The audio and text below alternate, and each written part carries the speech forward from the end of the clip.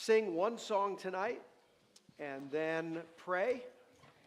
And we will let Troy speak to us. And then I'm going to close with a word, brief word to set our hearts and our minds focused to where we ought to have them. And so let's sing number 406. Let's stand together. We're going to sing My Hope is in the Lord. My hope is in the Lord. Hit it. Am I just starting or are you starting? All right. Keep going.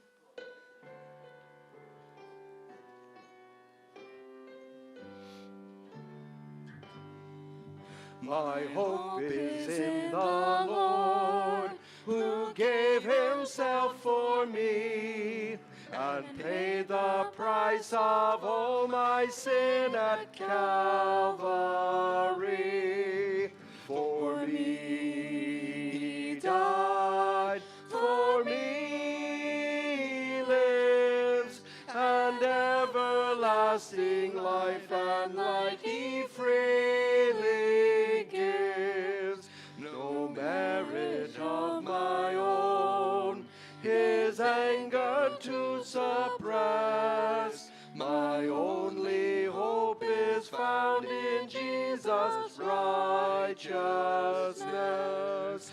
For me he died, for me lives, and everlasting life and light he freely gives. And now for me he stands before the Father's throne. He shows his wounded hands and names me as his own. For me he died, for me lives, and everlasting life and light he freely gives. His grace has planned it all, 'tis mine but to believe, and recognize as work of love and Christ receive. For me he died, for me lives, and everlasting life and light he freely gives. He did it all. Zechariah 14, and the Lord will be king over all the earth. In that day, the Lord will be the only one, and his name the only one. Father, we thank you for your word. I pray, O God, that the material that Troy will share will not allow us to fear, but to set our focus and our hope securely upon you, that we might say with the hymn writer, my hope is in you, O Lord. For you did everything necessary for me to know you. O Father, we pray and ask for wisdom in these days, knowing that the world is coming to a crisis point in which the devil is seeking to call people to worship him. And may we see the deception and turn our hearts away from it to you. Lord, we pray and we ask it in Jesus' name. Amen.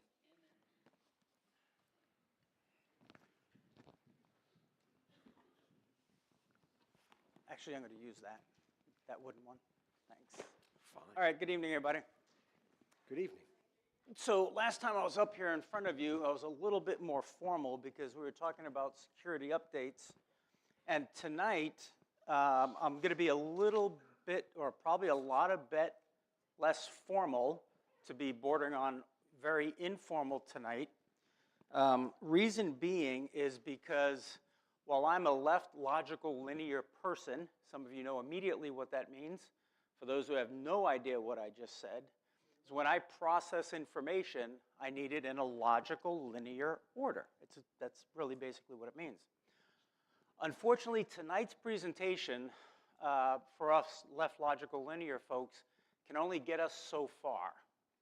And then after that, because this can spider web into so many different directions tonight, we're going to kind of have to let this thing unfold as we go about the presentations. Now, some of you will naturally understand where this is leading. Some of you will make some really good logical leaps and get there before I do. That's fine. That's fine. Matter of fact, the slide deck is kind of built around, and to some extent, the hopes that you would do that, right?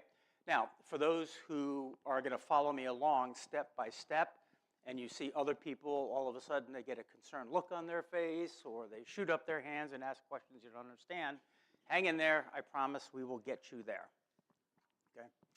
I shared this presentation with the deacons last Tuesday, and I think the reaction I got was appropriate. It was anywhere from a shrug of the shoulders to, I don't care, my interpretation, to, oh my gosh, this is concerning. And when I've shared it with others, I kind of got pretty much the same thing, kind of across the board. And so at the end of today's presentation, you're going to have to decide what it means to you. The Goodmans have already decided, and the extended Goodman family has already decided, but at the end of the day, that's something that you're going to have to do, okay? Okay, that's it. So, Kim, if you could put it up. All right, so what we're going to do is we're going to look at the Genius Act tonight. Go ahead, Kim. And this is our agenda. We're going to talk about what is this thing called the Genius Act, what is a stable coin, and I think this is the one area where it's going to feel like we're running in mud. It's going to be a little difficult for some people. Others, you'll pick up on it right away. Who's in charge of this thing called the stable coin? What are the rules? What are some concerns that can happen? How do we go from cash to this thing called stable coin? How does the government implement it? How do the private sector, or does the private sector implement it? Excuse my grammar there. And then finally, I'll give you some examples and some Q&A at the end. Some of you are going to want to jump right ahead to the Q&A. If it's along the path I'm traveling at the appropriate time, I'll answer it. If not, I'll ask you to hold that question until the end. Is that okay? Insert response here. Yes. Thank you. Okay, good. All right, all right. So again, I want tonight to be more informal. So the first part of the presentation will be academic. It will describe what is with no opinion or comment. It's going to be boring. It's going to be bland. But I'm trying to present you information without my color. I'm trying to present information to you without sharing my opinion in it. The second part will be opinion and speculation.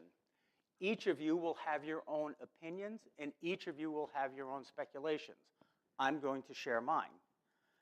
For those of you who are knowledgeable about crypto, I will be sacrificing some technicality to make the subject easier to understand. If I start using crypto tech jargon and you don't even know what crypto tech is or crypto dollars, I'm going to lose you. So for any of you who are subject matter experts out there, please don't come up to me afterwards and tell me that I missed a nuance. I get it. I get it. My intent here is not to be academically correct. My intent here is to share with you so I can take you on the journey. Unfortunately, I couldn't get rid of all the technical terms, but I was able to get rid of most. I promise I will walk you through the technical terms. And then finally, again, ultimately, you'll need to decide what this means to you. Go ahead, Kim. So what is this thing, and with no opinion or comment? Well, the Genius Act comes from government's way they name things, which I don't still understand. It's Guiding and Establishing National Innovation for U.S. Stablecoin Act. I have no idea what that means. That's word salad. That really is, right? It was signed into law by President Trump on July 18th, 2025. And now, I want to be very clear, this is the first stake you need to put in the ground. It is effective January 18th, 2027, hard stop. That's it. It cannot go to January 19th. It must be in place. Now, it can happen earlier, but it cannot happen later. If I've lost you, put up your hand. This is important. Okay, no hands. So it can go earlier. It's 120 days post-final rule. Okay? So if the final rule, the 120 days after the final rule is before January 18th, it must be in effect that 121st day. Yeah. So they passed this law without all the rules in effect? Correct. That's absolutely correct. I'm sorry, I'm just looking for my water. I put it somewhere. Here we go. Yes, so they, now Pastor Dave asked, did they pass this without putting all the rules into effect? Yes, that should be concern number one. Okay, that's concern number one. So when you wake up on January 18th, 2027, it's going to be in effect, or you'll know it ahead of time. What this does is it creates nationwide rules for something called the stablecoin, the payment, using basically stablecoin as a form of payment. This is the next thing that will give us pause. It brings the issuance, in other words, how it goes out and how it goes about circulation in society under the Department of Treasury. Does anybody know what the Department of Treasury exists for? Just put your hand up. Printing money? No, that's actually the Federal Reserve's job.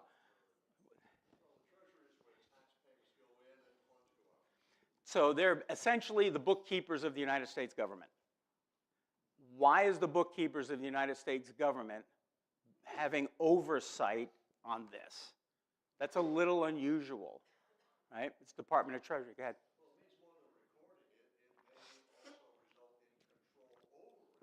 And we will talk about that. Harold said it's not more just recording it, but it's also control over it, and we'll get to that in a minute. By the way, don't think Harold's a genius. I slayed a side deck with him like 2 weeks ago. So Harold's just trying to show off, okay?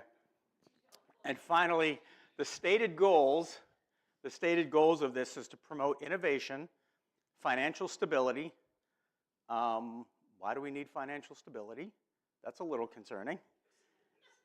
And consumer protection, okay? That is what is. There's no opinion in here. There's no conjecture in here. This is what is. Now, as we go past this, we're not quite there yet. We are going to get into a little bit of conjecture and speculation, and I promise I will let you know when we cross that line, because my goal is to give you as much information as possible for you to make your own decision on it without my interference, without my color on it. So what is a stable coin? Without looking at the screen, what do you think a stable coin is? Stable, yeah, that's where the word stable comes from. And coin? It's a currency, right? So it's a coin that stays the same as a way of looking at it, but this one's a little bit unique in that it is not a physical coin. You cannot put one in your pocket. You cannot give it to somebody or get it from somebody in physical form. Basically, this is a digital credit. You are being given a credit towards something, and it's in the form of an electronic dollar. Okay? Have I lost anybody? Because we're in the building blocks now. We need to go through the building blocks. Okay, good. So it will always be worth $1 all the time. So if any of you have money market accounts, you know that in your money market account, that dollar is always worth $1, right? Same thing here, it will always be worth $1. So the stable coin is an electronic dollar or credit that will always be worth $1. And obviously you can have more than one. So if you look at your bank account today or tomorrow, whenever, and you look at that number there, that could be the amount of stable coins you have, right? So you're not just issued a stable coin. It's if you have $200 or 200, you can have 200 stable coins, right? Here's kind of stake number 3 where we need to be a little concerned. Stable coins are not deposits. Now I have to get a little technical with you here. A deposit is giving somebody legal tender. Some of you right now in your pocketbooks and your wallets have small green pieces of paper with presidents on them. That is legal tender. That is the only legal tender the federal government accepts. That is physical. Okay? So because it is not legal tender, the banks are not required to consider it a deposit. Again, that's a technical term, is when you give a legal tender, okay? And therefore, it's not FDIC insured. Okay? If your blood pressure didn't just tweak for a minute and go back down, let me say it one more time.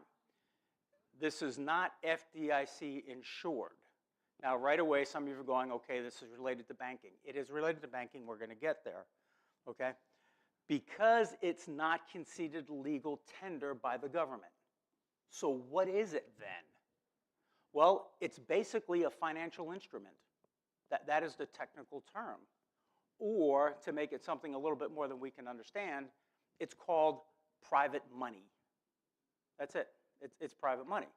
So if I have 10 cans of peanut butter and I need somebody to do some work for me and they're willing to give me labor for peanut butter, technically that peanut butter is private money, right? Does that make sense?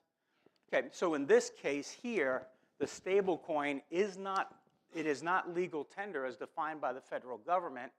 Because it's not legal tender, it's not considered a deposit. And because it's not considered a deposit, it's not FDIC insured. Okay, follow that logic? Hopefully you went with me there. So who's in charge of this thing? Well, there's 6 federal government agencies that are in charge of it. That alone should worry you, right? If you've got 6 different agencies, I'm not going to go through all 6 of those agencies, but each has their own responsibility, and they all ultimately report up through the U.S. Treasury. The U.S. Treasury is the way that, what's the phrase? It's where the stable coin ends. Instead of where the buck ends, it's where the stable coin ends. Harold. It's not creating any new agencies. These all already exist. These agencies are, yep. So Harold asked if it's creating a new agency. No, this is not creating a new agency. These agencies already exist. They are built-in bureaucracies. So if the Federal Reserve all the way down to the SEC or the CFTC are involved, they have to have an ultimate head, and that is the Secretary of the U.S. Treasury, who at this time is Scott Bessent. Now, is Scott Bessent sitting at home with a calculator trying to figure out what's going on? No. He's got fleets of people working with him. He's got advisors. He's got subject matter experts. But at the end of the day, somebody has to make a decision, and that's Scott Bessent. Right? And now, keep that in mind as we get further along in the slide deck, because we can overuse that concept, and I don't want that to happen. So what are the key rules? Here's a shock. So the government will decide who can issue stable coins. And that's it. Nobody else can decide but the government. They are called permitted payment stablecoin issuers. They love their acronyms in the government. They like to make things as complicated as possible, but that is what it is called. Some of you are going to make a connection immediately. Some of you who a connection does not come, hang in there. I promise you it will come. Another key rule is that the coins themselves must be backed 100% by cash or U.S. Treasury investment. So what does that mean? So let's see how far we got along. What is legal tender? What's the definition of legal tender? That green piece of paper. So for every stable coin you have, whoever issues it must have a green piece of paper in their possession. Or they can take that green piece of paper and send it to the Treasury to invest in U.S. Treasury bonds. That same group, that's, okay. Some of you made the connection immediately. For those who have not, hang in there. I promise you, you will leave here going, oof, all right? So the banks have two choices, okay, these PPSIs, and we're going to go into that. Keep your legal tender, your little green piece of paper, or take that little piece of paper and invest it in the U.S. Treasury. Here is where you as the consumer gets the first gut punch.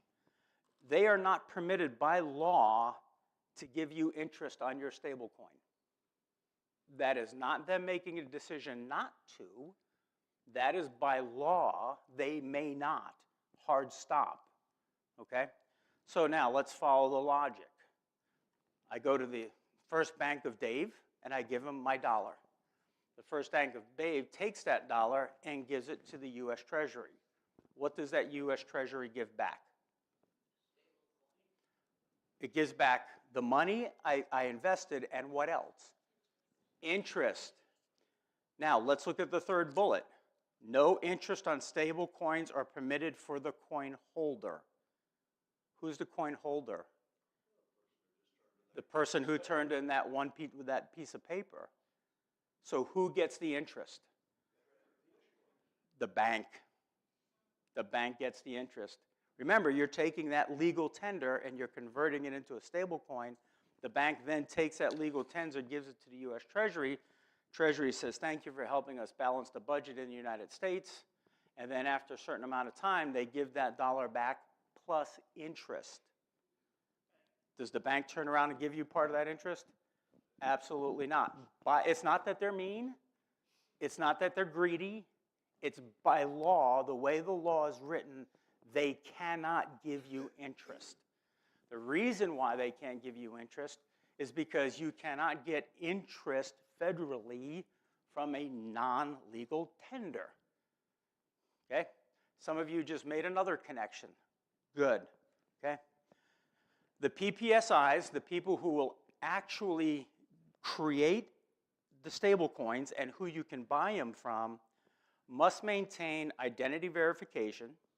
In other words, they must know who you are, anti-money laundering capabilities, and the immediate blocking of access to the coins. You mean my coin? Yes, your coin. That's right.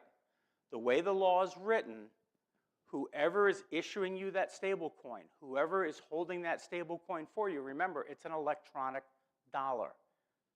Whoever is holding that for you, by law, must block your access to it if the Department of Treasury tells them to. Honest and true. This is law. I've not given you my opinion yet. My opinion has not come into this yet. This is what is. This is the law. Now, finally, all transactions, again, this is law. This is not Troy's opinion. All transactions are traced, stored, and tied to your verified identity. Okay? Now, I was met with a shrug of the shoulders on this one. Big deal. My bank already does that, and my credit card company does that. You are correct. That is already happening to you now. Every purchase you've made with your credit card is stored. It's traced back to you, and they know who you are. Okay? So stablecoin is not inventing some sort of new transparency thing. It's already there. What stablecoin is, well, that's opinion, so let me stop. I'm going to stop myself. So who qualifies as this preferred provider stablecoin issuer? Well, obviously it's the big banks, Bank of America, Wells Fargo, JP Morgan Chase, and then you have some private companies that can also issue stablecoins. Wait a second, I thought only the government could issue money. What's the problem here? It's not money. Thank you. Thank you very much. I love participation. This is not money. This is not legal tender. Go ahead. So right now, these are the ones where, although the final rules have not come out, these are the ones who they're already saying will be them, even though it's not official yet. Okay? So if you look at the first three, you can see that those are banks. And those are rather large banks known throughout the United States and, quite frankly, the world.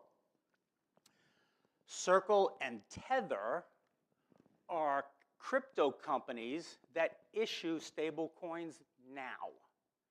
You can go out to a company called Circle or out to a company called Tether and trade your electronic US $1 for a stable coin. And there are some businesses that will accept that stable coin today. Even today, there are some businesses who will accept that as payment for a good or a service. So this is already happening. Two of the larger companies out there are Circle and Tether. I don't want to go into too much information on them, but Tether is rapidly getting to the point where its revenue and its holdings are almost greater than some countries' GDPs. That's how big Tether is. It's massive. PayPal, if you ever use PayPal, has anybody transferred money electronically? 1, 2, 3, 4, right? Right? So PayPal is going to be one of those PPSIs where you can buy a PayPal digital coin. Now let me stop, but actually let me go to the next bullet. Each of these PPSIs you see here will have their own stable coin that will be accepted at retail stores. So if you bank at Bank of America will give you the opportunity to purchase a Bank of America stablecoin. They will not give you an opportunity to purchase a JP Morgan Chase stablecoin. Why is that? Because they want that interest, right? Right? So you're going to have different companies out there issuing a variety of different stablecoins. That's okay, provided who you do business with accepts it, right? It's fine. So if you do only Bank of America and you bleed BOFA, that's fine, that's great. Chances are that stablecoin will be accepted anywhere. It's from a massive, massive bank, right? So you'll see different types of stablecoins hitting the market. Credit card companies will still be involved, but they will not be PPSIs. So if you think about MasterCard and Visa, right? When you use your credit card, you are actually getting credit from the bank. You're not getting it from MasterCard or Visa. MasterCard and Visa is the only thing they do is connect the bank to the retailer. That's all they do. Everything travels along their pipeline. Now, as you can imagine, MasterCard and Visa were not very happy when this came out because they stood to lose 3% on every transaction that happens, right? And so they said, hey, do something, throw us a bone here. And so the federal government said, okay, we're going to keep your connection, but you just can't charge 3%. You're not doing anything, right? And so they reluctantly gave in and said, okay, I will not do that, right? So what are some advantages? I'm sorry. If you use PayPal, PayPal will do it.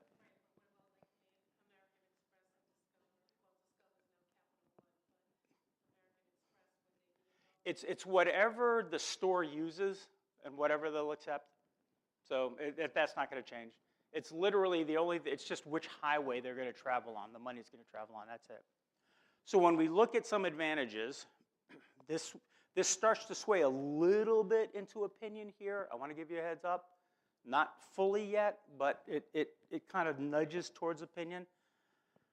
The government wants to do this because their incentive is for the banks to buy U.S. treasuries.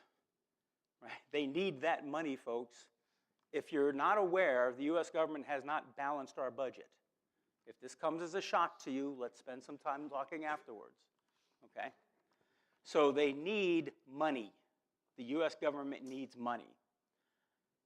The government, through the U.S. Treasury, will have control over what's called a digital wallet. This is how they stop you from getting to the stable coin if they need to. They will actually control what's called a digital wallet. So if you reach into your purse or your back pocket or wherever you keep your wallet, that thing is becoming obsolete. Okay? And of course, because they need your money, they see this as a revenue enhancer.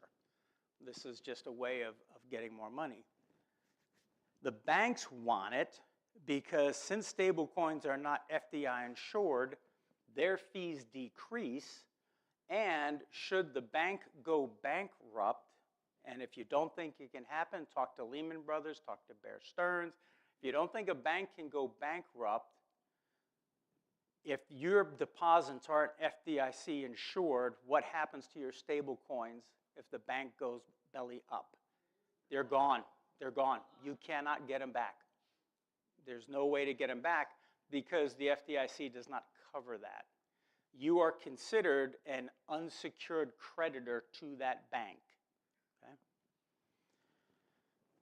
And the I already talked to you about they're not permitted to pay you interest on stable coins, so they get to collect the interest on the stable coins that you purchase, and the KYC is Know Your Customer rules are easier to follow. Once you identify who you are electronically in the system, you're there forever. So why do retailers like this? And by retailers, I also mean restaurants and gas stations and stuff like that.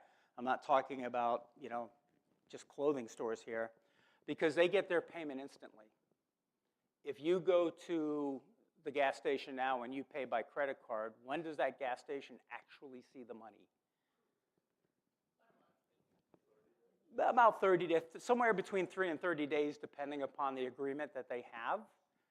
In this case, they see it instantly. Now, instantly here is defined as within seconds, not minutes, right?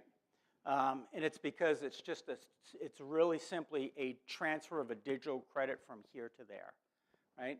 So they have access to the digital credit much faster than if you paid by coin.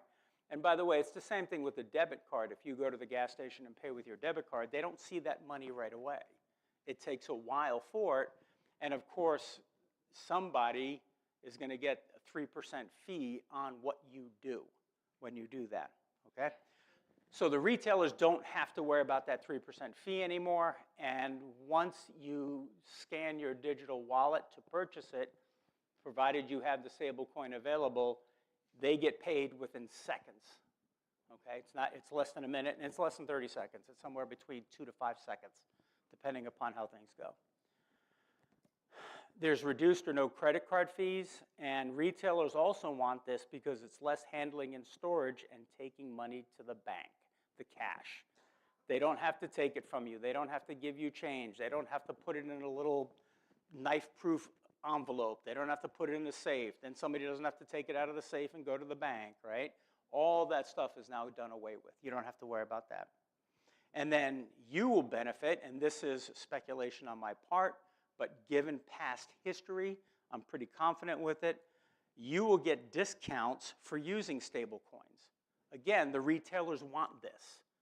There's advantage to them for getting it. Now, if you walk up to them and say, here's a $1 bill that you're going to have to make change for, you're going to have to store, and you're going to have to take to the bank, or here's a stable coin which will transact instantly, which one do you think they'll want? The stable coin, right? So you'll be given incentives for doing it. Okay, now we go into speculation and opinion, okay? I'm not going to go somewhere wild off into left field here, okay? I'm going to tie it to the first part, but this is where it's going to start to unfold for some of you. This is where it'll start making sense. Okay, so here's a fact. This is not speculation, this is fact. We know that all transactions must be tied to a verified identity, okay? You must prove who you are. If some of you got the real ID, your little driver's license, you got that little gold star on there, that real ID, the reason why the government wants you to have a real ID is because they need a starting point to actually know who you are, because the license plate folks and everybody else, all this information about you is all over the place. And the government cannot pull it together in one centralized location, okay? Here, because you have to identify who you are, there's a starting point for the government from a bank. Yeah, see, Pam got it. Here's a starting point. There's no one got it. Here's a starting point, right, for the government to instantly know who you are, okay? By default, this can become a national ID if the Treasury and Fed are successful in passing what's called the Improving Digital Identity Act proposal. This right now has been passed to committee. and committees looking at it. They've not altered it, they've not done anything, they haven't moved it on for law, but it is sitting in committee. And so for some of you older saints, if you remember the schoolhouse rock, I'm just a bill, I'm just only a bill, and I'm sitting here on Capitol Hill, it's in committee, right? So if you want to recall your younger days, that'll help you there. Okay, your ability to buy and sell can be stopped instantly once cashes and checks are phased out. That's fact. Whether they will do it or not is something different, but it can be. Now, for Massachusetts and Rhode Island folks, here's the good news. By law, they must accept your cash. In Massachusetts and Rhode Island, if you go to them with legal tender, they cannot reject that. Okay? How long that will stay for Massachusetts, Rhode Island, we're not going to know. But for now, we're okay. So I've just laid out some facts. Now here's the speculation. The Treasury will dictate what can be purchased and when by simply declaring certain items national security concerns. So for some of you older saints, you may remember the 1970s oil embargo and the oil prices, right? So a couple heads nodding. Literally everybody backing against the wall have no idea what I'm talking about, and that's okay, right? So when you went back in the 1970s, there were long lines of cars waiting to get gasoline. Well, in this case, there will be no need to have long lines of cars waiting for gasoline. Why? Why? Because your money's shut off to purchase gasoline. Or you can only use so many stable coins to get so much gasoline. Mechanically, it's possible. Will the government do it is a different question altogether, and that's something you need to wrestle with. So if I become a national security concern, Yes. they don't like me, they can shut my money off. In theory, yes. Mike?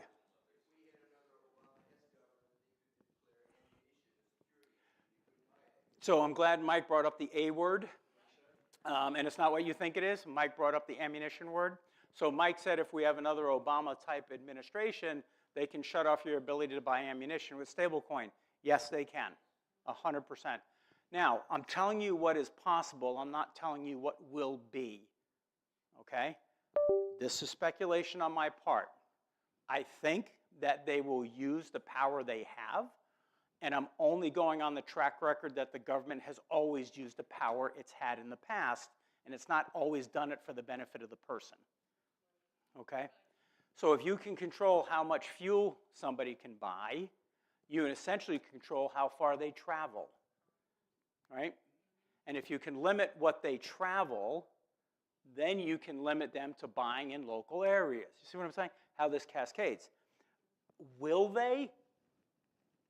You need to wrestle with that. That is not something I'm going to answer for you, okay? The saving grace that we have in Massachusetts and Rhode Island is for now, they must take your cash. They can charge you more for the item, though, that you're buying with cash than for stablecoin. That is not illegal. So if I go buy this bottle of water with a stablecoin for 75 cents, and I go to the same cashier, and I say, okay, I'm going to buy this with cash, they can charge me $1 for it. That is not illegal. That is a, what's that?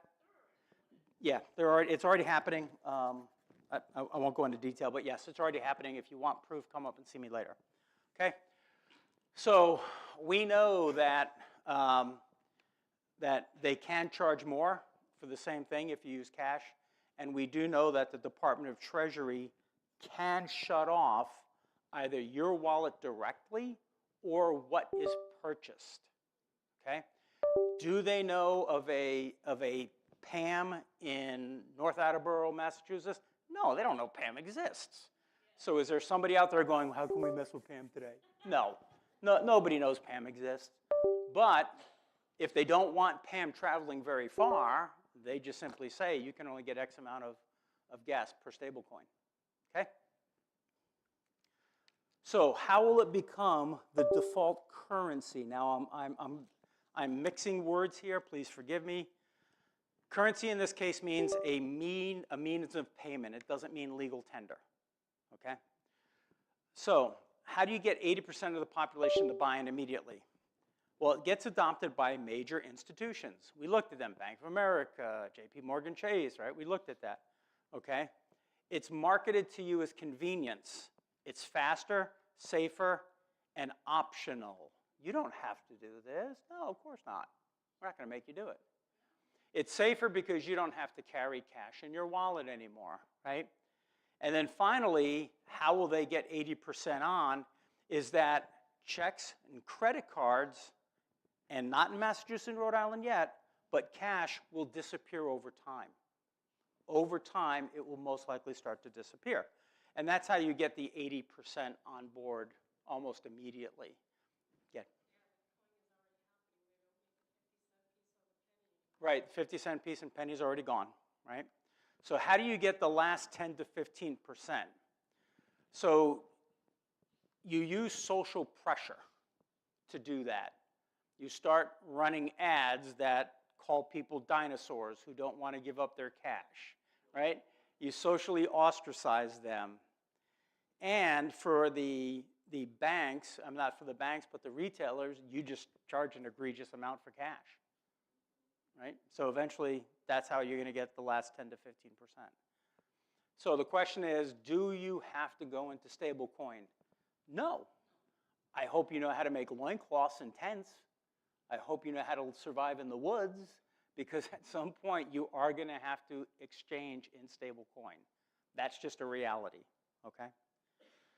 So how's the government going to implement this? Well, right now the government has no plan to phase stablecoin in as legal tender. They are not considering this legal tender, and there's nothing on the books right now for them to even consider it legal tender. So your taxes will be paid by cash, check, or wire transfer. It will not be paid by stablecoin. However, and I researched this because Pastor David asked me, why don't they just make it legal tender right off the bat? Because that's a political fight the Trump administration probably does not want right now. They've already got enough stuff on their plate. However, once there's widespread adoption of this, how much easier is it going to be to make it legal tender? Much easier, right? The political will goes up and the resistance goes down. Now, it's not going to be, a light switch. You're not going to wake up one day and find it legal tender.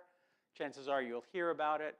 And I don't anticipate this, sheer speculation on my part, I don't anticipate this for a couple years yet anyway. Couple years yet anyway, right? So how are the retailers going to do it? We talked about that. They're going to offer discounts for using stable coins or charge more for cash. And at some point, retailers will stop accepting your checks. Because if you think handling your cash is a pain in the neck, what happens when you don't have enough in your account for that check? Now they've got to figure out how to get money from you, so they're just going to say, forget it, no more checks. Now again, this is my speculation. Is it possible that they will keep accepting cash and not charge you more for it? Sure, it's possible. Is it possible that they'll keep taking your checks? Sure, it's possible. This is my speculation, this is my assumption. But remember the advantages to the retailers: instant payment, reduced fees compared to credit cards, and there's no need to handle and store cash, right? So if you were a retailer, you being reasonable, rational people, I would assume everybody here has accepted Christ as their Savior, so you live by a different moral and standard. If you were a retailer, would you accept stablecoin? Of course you would, because it makes more sense. It's not they're evil or mean. It's just it makes more sense. And we know the dangers of this. Can you imagine the people that don't know the dangers of this? Okay? So how will it work as cash? And this is good because we're ending just about where I want it to be. So you can convert some of your cash into stable coins, and I just picked an arbitrary bank, JP Morgan Chase. I do not bank there. If anybody's interested, no, I do not. Okay, I'm Bank of America, unfortunately. It's just what Denise and I chose. So you go into JP Morgan Chase, and you say, here's my bank account. Take X amount of money, take the cash, which, by the way, they don't have, but take that cash anyway and give me X amount of stable coin for it. Now, to incentivize you to transfer over to stable coin quicker, what do you think JP Morgan Chase or Bank of America is going to do? They're going to give you more, right? If you give us $100, we'll give you 110 stable coins. Pick a number. This is just an arbitrary number, just to be clear, right? Just pick a number. And so you're going to get immediately a rush of people who are going, hey, I can make money on this deal, right? Yep. From my perspective, little do they know, the noose just tightened, right? They just stepped into the noose a little bit more. So they give you this thing, and you put it into what's called a digital wallet that must be approved by the US Treasury. And you have to prove in this digital wallet who you are. So if some of you have purchased crypto already on the open market, you know you have to take a selfie of your face and your driver's license. You know you already have to do that, or you cannot buy crypto. So it's most likely going to be the same thing here.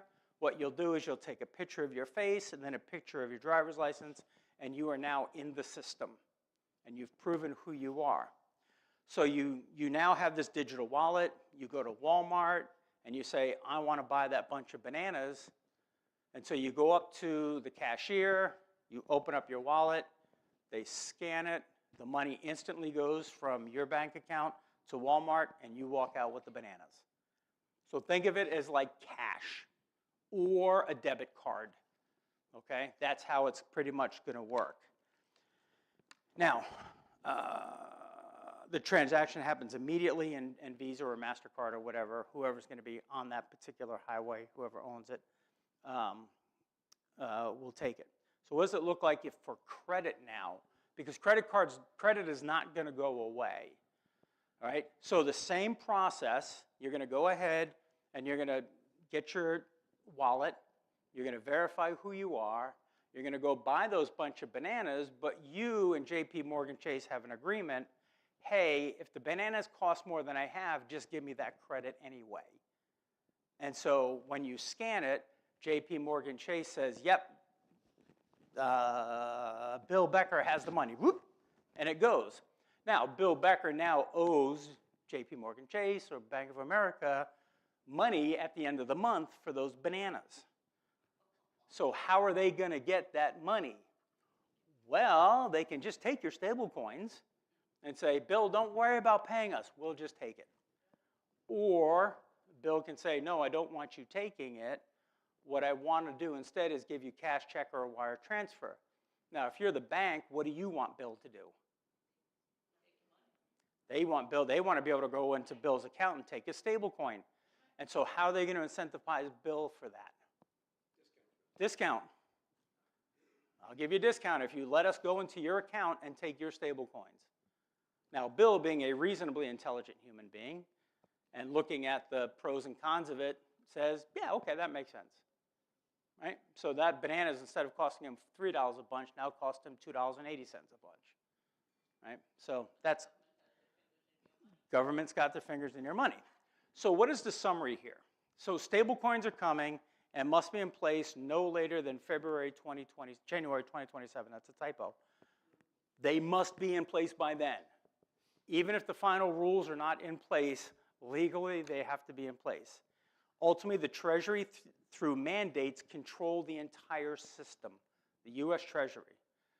Stable coins must have the ability to be traced, stored, and be able to be cut off instantly.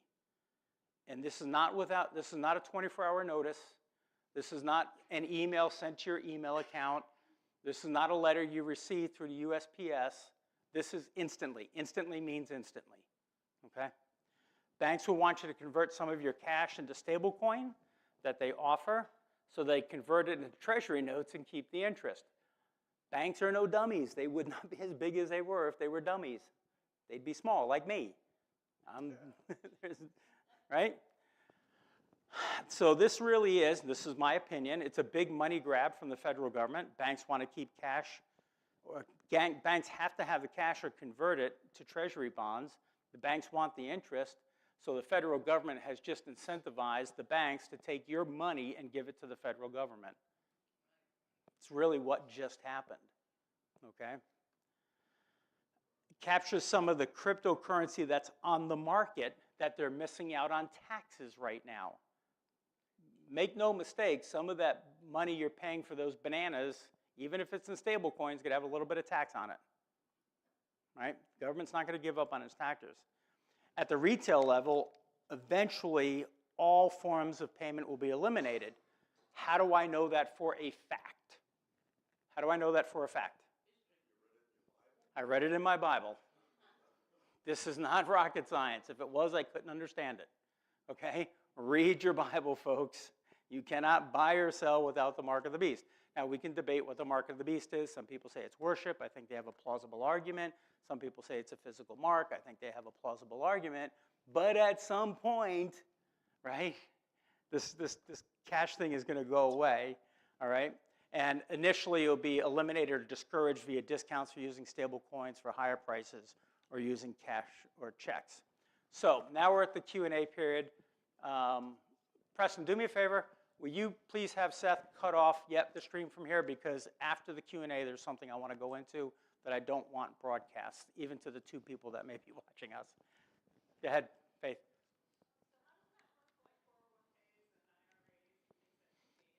Yeah, so you'll most likely keep that. So Faith says, what does it mean for the 401ks and the IRAs? You're most likely going to keep that as it is right now. So, for example, I have my IRA through UBS, United Bank of Scotland, right? It's going to stay there. It's when I go to take it, that's when things start to go into play. But right now, it's just credit at UBS. I'm not doing anything with it. I'm just going to let it ride. When you start drawing on it, though, that's when you have to start thinking through these things. It could be. Remember, this is not forced yet. Okay?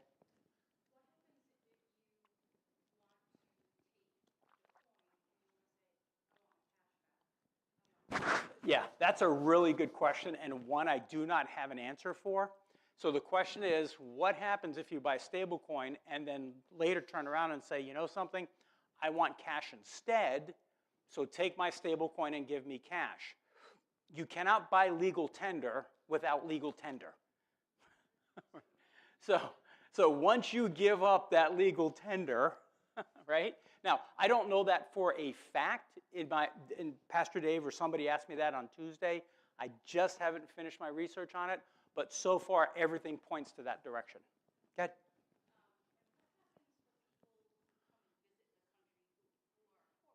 They're going to have to convert to stablecoin instantly.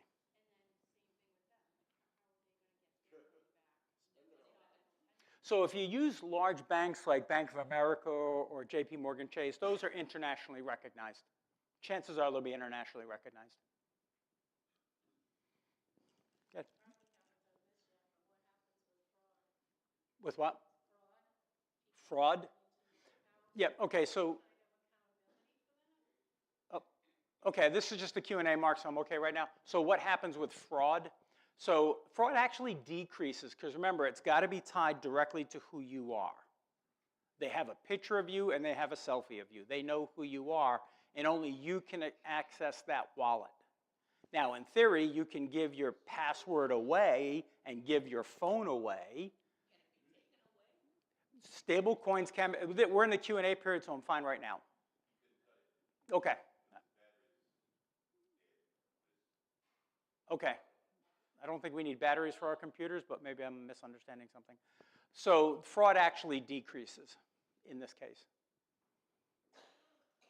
Mike?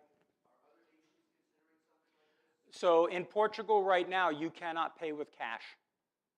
So Mike said, are other nations already considering this? Europe is ahead of us, folks, probably by about 3 to 5 years. Last time I was in Europe was probably about 10 years ago, maybe. No, probably less. And I came back and said, they are so far ahead of us in this stuff. So Europe already now, at least in Portugal, you cannot pay in cash. And when I was in Amsterdam the last time, they discouraged, I would have to convert from US dollars into guilders or whatever they're calling it right now. And the exchange rate wasn't worth it, so we just used our credit card. So cash is already out in Europe, essentially. There may be some guy somewhere in the woods that is selling, fishing tackle and worms. That'll accept cash, but it's not common. Yeah. So how does this affect the stock market? That's a good question. It does not affect the stock market because the stock market, by and large, is online, and quote unquote money is transferred electronically already, right? But if you want to buy stocks, and let's say you get it from Charles Schwab, and Charles Schwab wants stablecoin, you have to convert your cash into stablecoin, then buy stocks with stablecoin.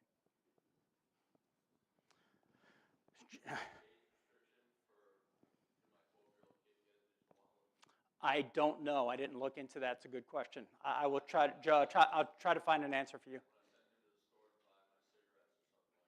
As long as he has that, as long as he has your passcode to the digital wallet, you should be fine. Nate. Yep.